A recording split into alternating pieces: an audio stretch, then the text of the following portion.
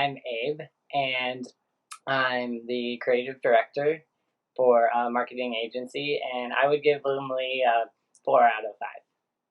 One thing that I know we really enjoyed and like why we selected Loomly, and we didn't really know when we started, was just how simplified it was. A lot of the other platforms that we've tried out have like so much on them.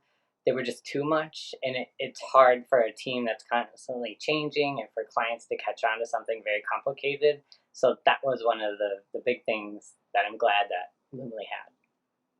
We chose Loomly in the end because of how easy it was for our customers to use, and they saw that as a huge advantage, and it was a big challenge that we were having as a company, getting our customers to be more engaged with their own social media.